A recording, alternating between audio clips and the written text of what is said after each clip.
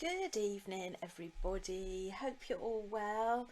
Hello, Deb. Debbie's first in the house tonight. Hello, Gemma, Linda, Nikki, Carol, Francis. Hope you're all well. We have sunshine today, but don't say it too quickly. Hello, Carol. Hello, Sue. Hope you're all good. So tonight we're going to be doing a little bit more simplistic macrame, but I'm always very hesitant to use the word simplistic because what one person finds simple is not necessarily what another person finds simple. We all find that we take more to some things than others. So let's just say we're doing a macrame bracelet with a little bit of macrame in there. Hello, Barbara. Lovely to have you join. I think Barbara's new to our group, so a very big welcome to you. Tell us sort of where you're from, roughly, and if you're new to beading or if there's something that you're particularly interested in. I did finish my necklace. This is one of my bead embroidered pieces. I do hope to eventually put it into a kit form. My first time, I thought so. And yes, we're going to have sunshine next week.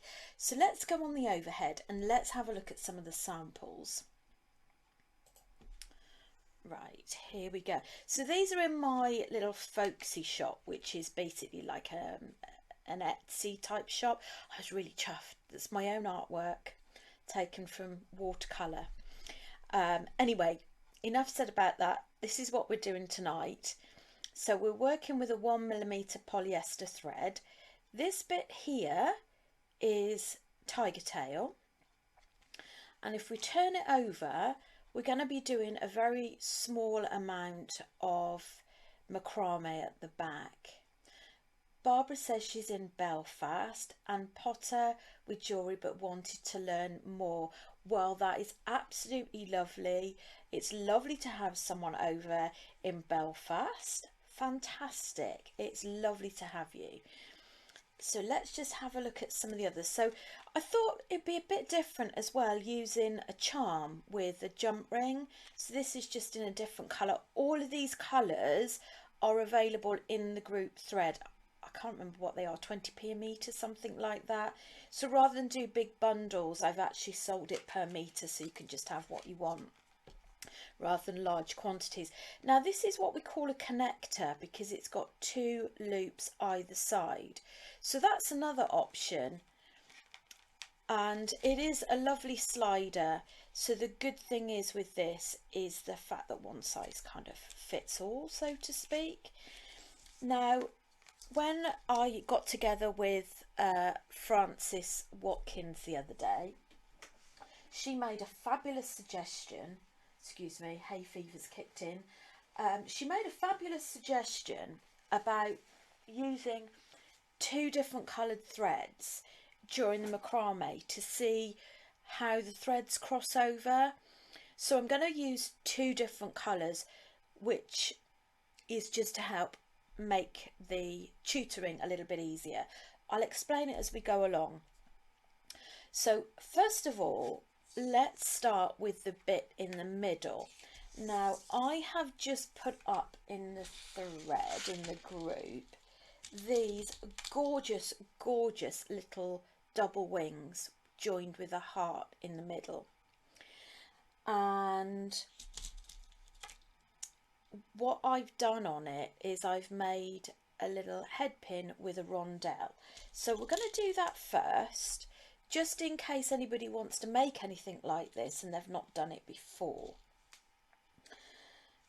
So if you wanted to do something like this with a little dangle in the middle, then you'd need a head pin. And what colour should we use? Let's use a little lilac one. So head pin's got a flat bottom on the end. We're going to actually trim it so that you've got about 1 centimetre from above the bead. So we're just doing this little bit here at the moment. So we're recapping on some things that we've covered before. With your chain nose pliers, make sure there's a slight gap between your pliers and your bead so it doesn't crack. Turn it at a right angle. Hello Jay, see that? And then with your round nose pliers, loop that back. So hold with your non-dominant hand and work with your dominant hand.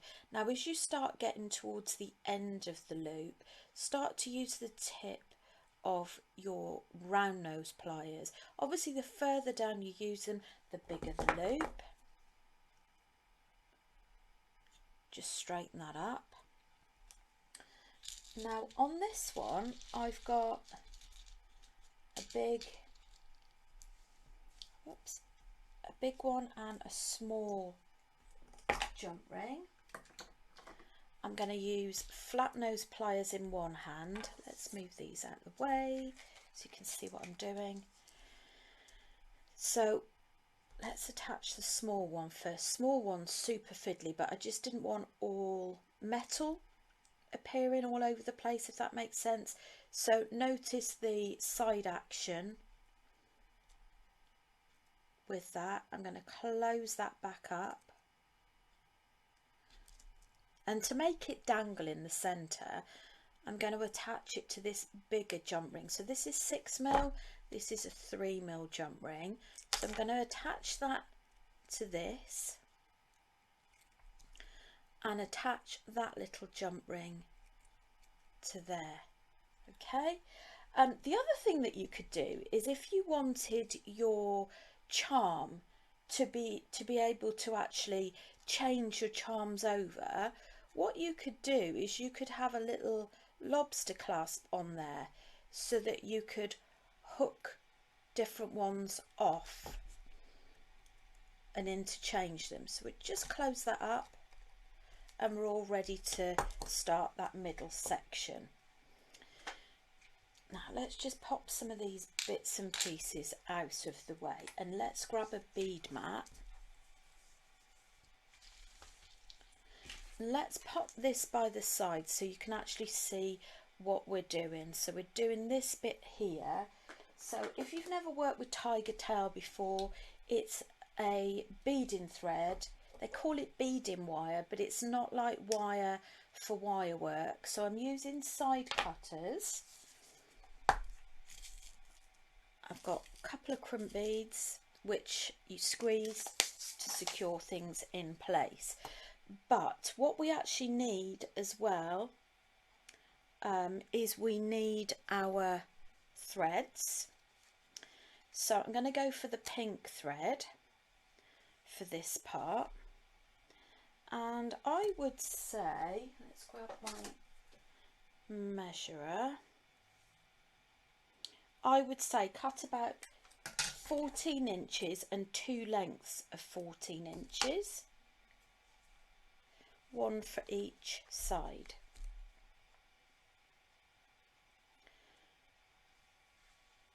Now, because sometimes these can fray a little bit, have yourself a burner and just flick the end, and what that does is it just seals the ends. Hello Jackie. Now just make sure that you don't use a burner with natural cord like cotton, because it will go up in flames. Not a good idea. Right, so if you imagine, we're going to have one that end, like this one that end.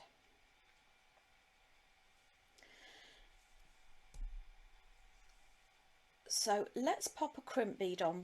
We can attach, actually let's do that now. So let's pop at the halfway point of one side. You can do it after, but it might be an idea to do it now, so at least then it's well in place. Okay, so halfway point. I'm just going to get in a bit closer so that you can see what I'm doing. So there's your crimp bead. Hello, Emma. And then we're going to squeeze that crimp bead in place. Now you can either cut that excess thread off down a bit, or you can actually thread it through some of the beads. Now you don't have to use the beads that I'm using, but I just like these particular ones. I just think they're really pretty. Again, these are available in the group. If you are watching on YouTube or Rewind at a later date, I can't obviously guarantee they'll still be available. 1, 2, 3, 4, 5, 6. Now these other little beads on the side are crimp covers. You don't have to use them, but I just thought they look rather nice. So we're adding 3 beads on, and then we are going to add on our little charm. Make sure you pop that tail through the whole of the bead.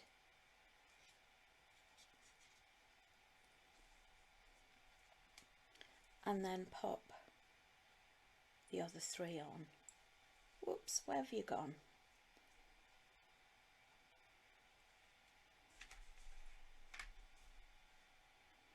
One, 2, 3.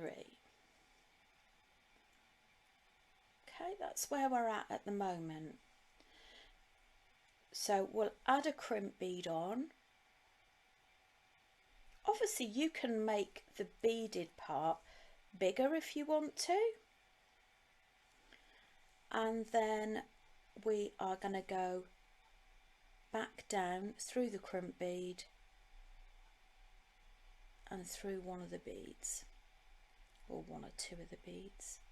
Now don't have it so tight. If you want to put a crimp cover on, just bear in mind that you need to make space for your crimp cover as well.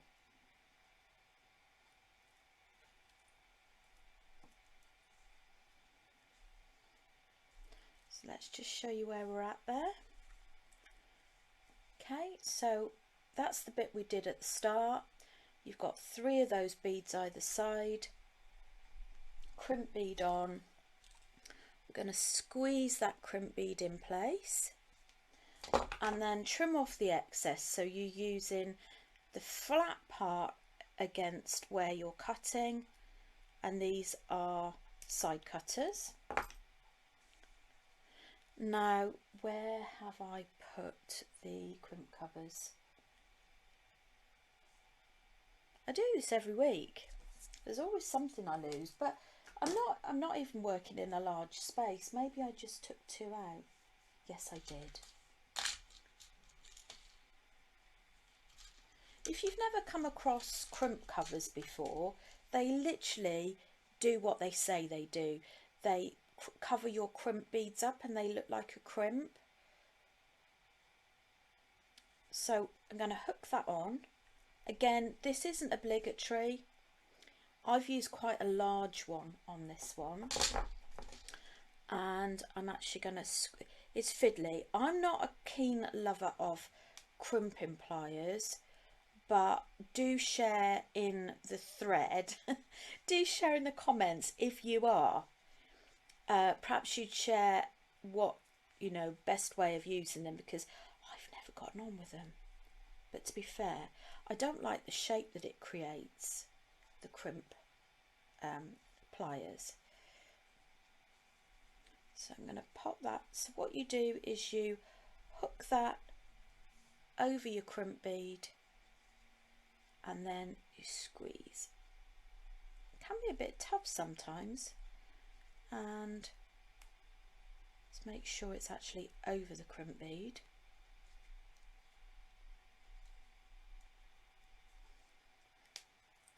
So there we go. But I just love the way that just dangles inside the little wing. So what we're going to do next is we're going to do an overhand knot. Now what I would recommend you have at hand is either a head pin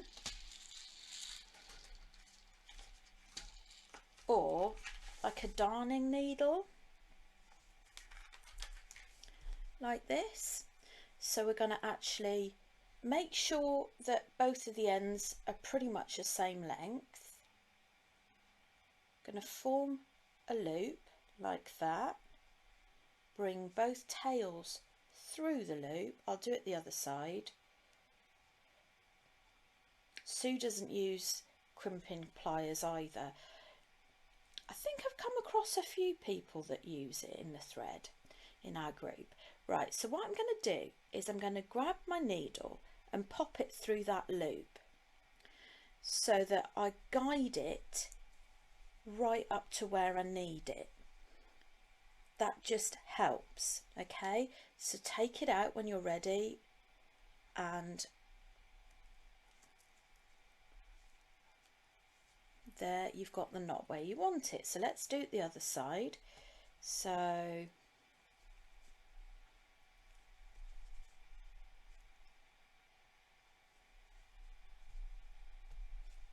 it's a little bit tight because I haven't left myself with a huge amount of room with the crimp cover.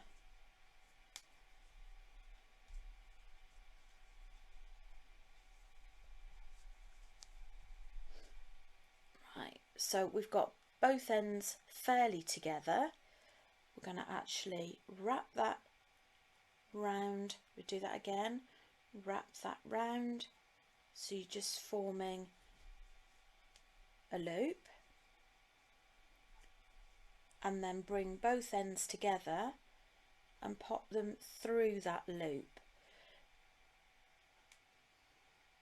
Now I'm going to do that again so you can see a little bit easier. Loop, bring it through, and then pop that on your beading mat, pull the knot, guide the knot up as close as possible and push the knot up and then release the needle. Okay, so there you've got a nice little knot both sides. So the next little bit is to actually do this part at the back. So this is where Francis suggested using two different colours. So I'm going to just zoom out a little bit and just show you a couple of different options for doing your macrame. Now Deb says she uses crimping pliers, but it does depend on the size of the crimp bead for the success, so often revert back to her chain nose pliers. Now for your macrame, you can either use just the table with some sellotape, or if you've got a kumihimo board, excuse the state of this one, you could actually use a couple of the slots on the macrame board. So what I've actually done is you've got both ends, bring it there and there, so you cross it over and just pop it through a couple of the slots, so you macrame across there. Or if you've got a macrame board, I'm going to use it on the other side so that it's easier for you to see. Again, bring one that side, this that side. It doesn't matter sort of where you put it, so to speak, so long as you've got a group in the middle that you can actually macrame over. Okay, so just to show you that I haven't put any knots in that. There we go. So I'm going to pop that on the corner from there to there. So let's show you. So that's the front part. So you've got dangles there, and you've just captured the back. So that gives you a nice tension. So what you would normally do is you would cut one piece of thread in the same colour and go underneath, but because I'd really like you to be able to see what movements I'm doing, I'm actually going to knot two together, but you don't need to do this. Sorry it's frozen for you, Carol. Just a reminder to everybody that if you do get frozen, it's a good idea just to shut any applications down that you have, because that can slow things down. Hopefully it's not everybody that I've frozen for. Alright, so you would actually go one colour underneath, but so that you can see what I'm doing, I'm just going to knot these two together. Just put a temporary knot in the middle. All okay here, brilliant. So you do not need to do this stage, you just use one length of thread. Just going to zap that. So if you imagine one thread goes underneath. Now in terms of how much to use, I would cut yourself about 10 to 12 inches of thread. So this is a separate thread. So I'm going to just pop that little join at the bottom. So hopefully, that's not really a very distinct colour change, is it? Shall I choose another colour? You can't really see. Bear with, I'm going to grab a yellow or something like that so that you can see better. Or a red, we could do red, couldn't we?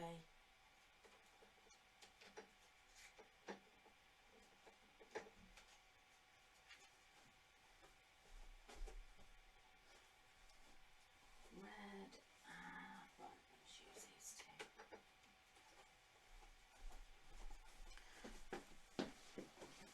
Right, I'm going to go off piste and I'm going to use two totally different colours because I think it's going to really help with seeing visually. Love to know how many of you have done macrame. What sort of, I mean, there's so many different things you could do with macrame. This is just the square knot that's probably one of the most popular, but there's, you know, some people do entirely macrame. Right, let's take that off. I'm just, as I said, if you're joining just now, you would normally just have one thread going across the middle, but to make it easier for you to see what I'm doing, I'm joining two threads together in two different colours, nice bright colours.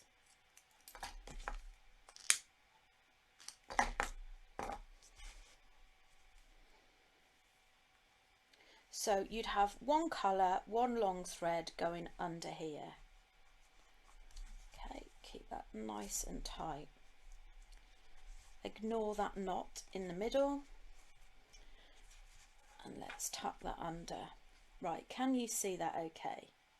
So what we will do first, it doesn't matter which side, but let's, for argument's sake, say let's start on the right. You make a loop on the right, which when you look at it, looks like a P shape, okay? That lays over the top. This middle bit here is called a lazy strand because literally you don't do anything with it. So on the left side, you're going to pick up the thread, lime green for left, and it's going to sit on top of this thread that's come across. And it goes underneath the lazy strand. Always make sure it goes underneath that thread there. And go under and up through that loop. Okay, and then what we're going to do is pull. So I'm going to zoom in because I just want you to see some of the detail.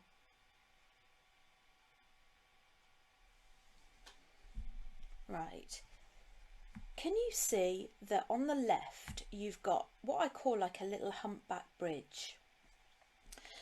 That signifies that the next move you do will be on this side.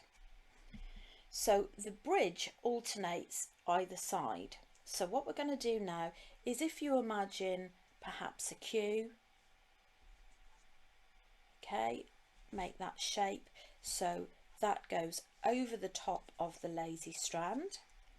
Then you pick up this one on the other side, that goes over the top of the strand you have just brought over, underneath that lazy strand. Make sure that that sits above it, and then bring that under and up through that loop, and then pull. Now can you see the fact that your humpback bridge is now on the right? So that means the next move you do, you make the loop on the right. So we're going to make a loop on the right, pop that over the top of the lazy strand, pick up the one on the left, make sure it goes over that thread, pop it underneath the lazy strand and up through that loop, like so. So our hump is now on the left, which means the next move is on the left. So you form your loop on the left, bring that over. Now when you get a little bit more confident,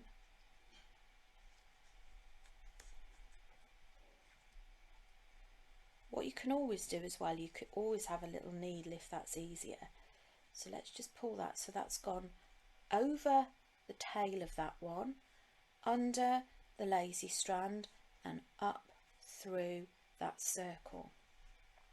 Now this is not a mirror image I'm doing, this is actually the correct way round, so hopefully you can actually make that out. So the green colour is obviously the one thread, so you see your little humpback is now on the right, so we're going to start loop on the right.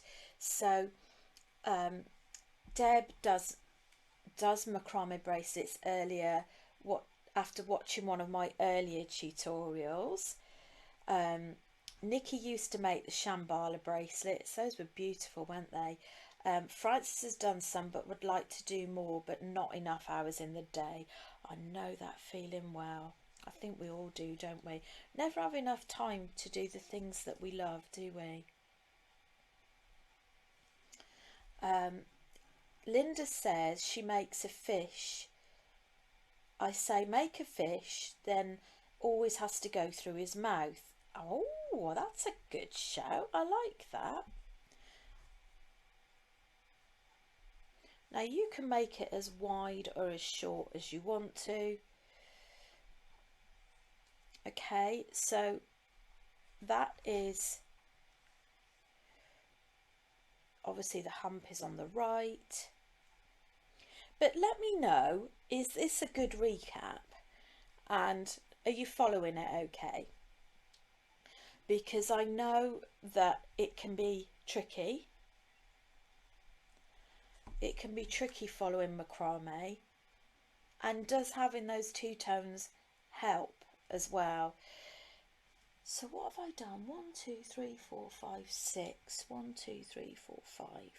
So we've got, I mean, it doesn't matter how many you do, it's up to you. Bring that over. But I've done 6 humps on each side.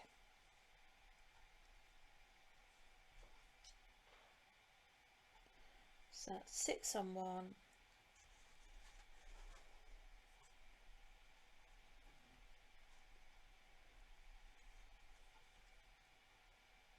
Now obviously I'm not going to use these colours on this bracelet, but we're going to go with it because it's easier visually for you to see.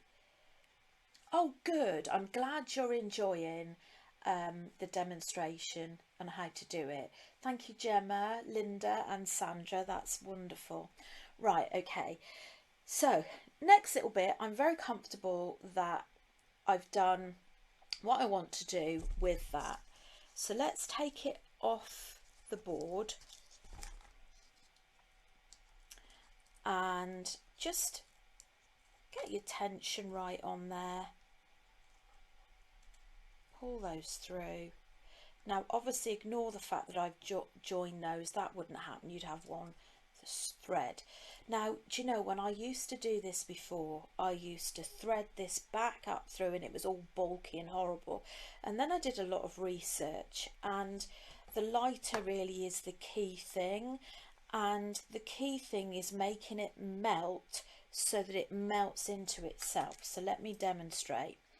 Now don't cut both threads at once, do one at a time, because what will happen is you'll cut it and then it'll start easing its way undone. Now cut so that you've got about 2 mils, okay, 2 to 3 mils tops. Turn it to the side, get your fingers out the way, and with your lighter, pop your lighter on there, can you see, and then tap it with the end. And what's happened is that has melted, but what you want to make sure is that it's melted into itself. So if you're not sure, give it another flick together to make sure that's bound them all, and do the same the other side. Yes, thread zapper. Do you know, I always forget about a thread zapper. And then you do the same this side. Is let that shrink down, tap it so it goes into itself. There you go. So you only need to do it with the ends. So that's those done. And then next we're going to actually add the beads on the end. So what I'd suggest you do is sort of try it on and work out roughly how long you want these. You don't want them too long, you know, you don't want them so that they're dangerous and they're catching into everything. Now this comes to our last part where we've got a few top tips.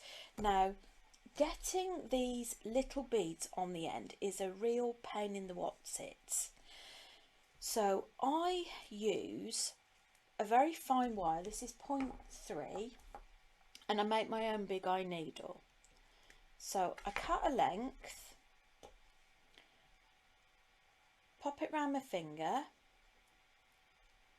and twist. Twist, twist, twist. So you've got a little hole at the bottom, like that. Make your own little big eye needle, and then we're just going to trim off that excess bit at the end. Now I think I hope I've got 4 of these left. Yes, I have.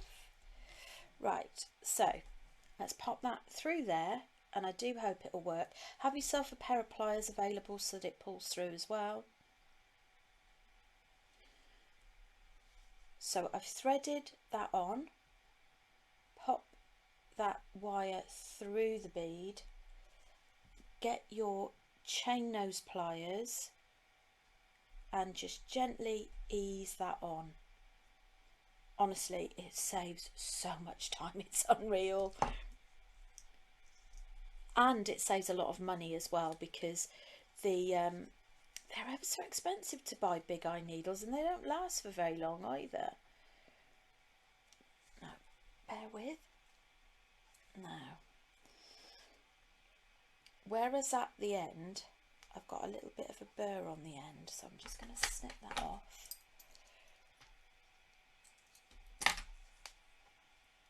There we go. So that's pulled through. So take that off, and then do yourself a knot at the bottom. If you're not sure if the size of the bead's bigger, then just go through the knot twice. If you want to guide the knot, dropping everything, then use your needle again.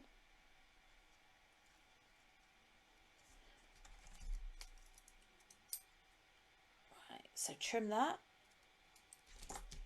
Again, a couple of mils, and just zap that. Right, where have I put my big eye needle? There we go. You might just need to give the middle a bit of a gentle persuasion again, because once it's gone through the bead, it does flatten itself. But the good thing is, you know, they're so quick and easy to make.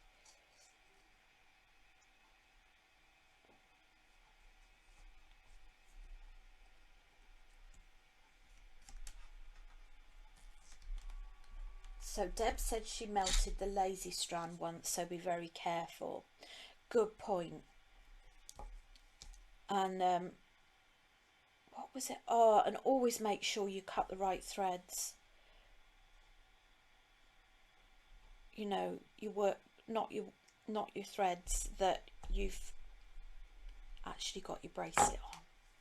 Believe me, I've done it on somebody else's in a workshop. Oh, heartbreaking after they've spent all that work. Now I've just got to cut that little burr off because where I melted it, it won't go through.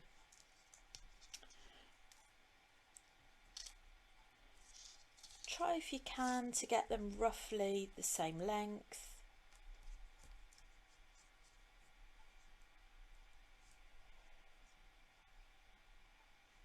Oh, I'm glad you find that useful about the big eye needle.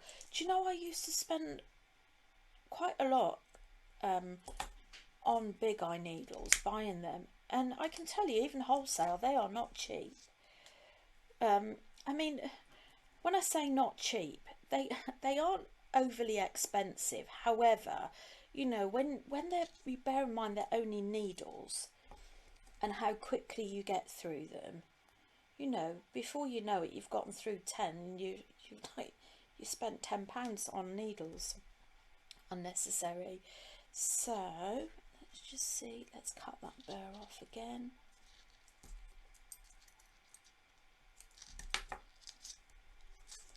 Like I said, these are the beads that I've used for my project, but you can use any project you like. Just make sure that the whole of the bead is big enough for you to work with on the 1mm thread. You know, it's things like freshwater pearls are not going to be ideal unless they've got a large hole. So Barbara said her threads have gone black where you melted it. First attempt, don't worry, it does go black. It's just maybe you've slightly over zapped it. Honestly, Barbara, we've all done it. It's just getting a grip, not getting a grip, that sounds terrible, getting two grips with how much you can add fire, really, the lighter, to your thread without completely obliterating it. All practice.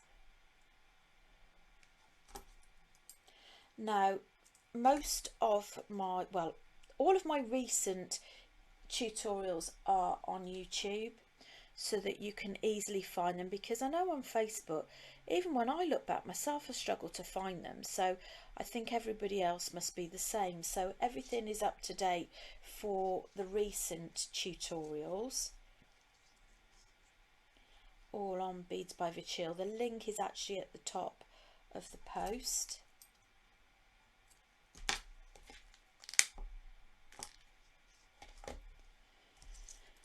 Right, so I'll try this on so that you can see. Now obviously you won't have that ugly knot because you'll only have one thread. But there we have our cute little bracelet with the dangles. So let's pop that on.